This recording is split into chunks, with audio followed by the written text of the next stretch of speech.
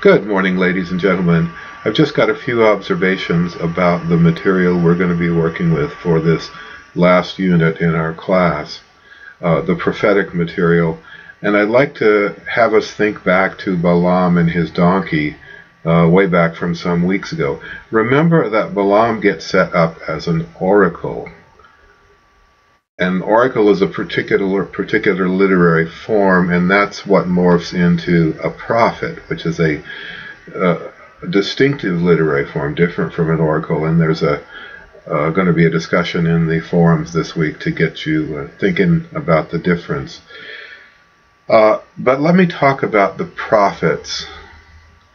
By the time of this material, and we're talking, 5th century BCE probably, we have a very highly sophisticated culture with highly sophisticated writings and an audience capable of understanding all the literary techniques we've been talking about, hyperbole and metaphor and simile and poetry and all of that. The audience would have been able to understand that and unpack it. And importantly, I think we have by this time we have schools of writing, the scribal schools, of which Ezra the scribe is one of them.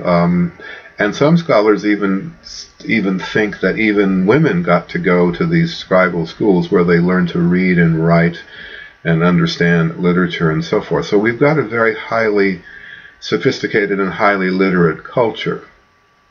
And that's why the material is becoming more and more sophisticated. We're also seeing now, for the folks who want to apply dates to some of this material, we're beginning to see references in external sources that verify some of the events and the dates in this material. But the important thing about the prophets, and I've tried to make a selection from them, are two things. They break down into either northern or southern. Meaning that that person was speaking for or to the northern kingdom or for or to the southern kingdom. Now the northern kingdom disappears after some time around 700 or so, and that leaves us with the southern kingdom of Benjamin and Judah, which you see mentioned in the material for this week. And then in 587, those tribes are also captured by the Babylonians and taken into exile, and the Babylonians turn them over to the Persians, and King Cyrus, as you'll see, allows them to come back. So the prophets break down into either pre-exile, during exile, or post-exile, and they have, depending on where they're placed, have three literary purposes. The pre-exilic prophets are warning people that they've strayed from the true way and they're going to get punished. And the cycle that has always been the case in this literature of they're doing well and then they mess up and then God punishes them and then some hero arises to save them is very much the same model that shapes this literature.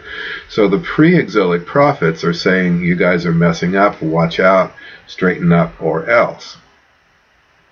The prophets that write during the exile are giving comfort to the people. The people are lost, they're wandering again, they've lost their cultic center, and so the exilic prophets are offering comfort, like it's all going to be okay, hang in there. And then the post-exilic prophets that are in this material are writing about the return to Jerusalem and the expectations for the rebuilding of the culture.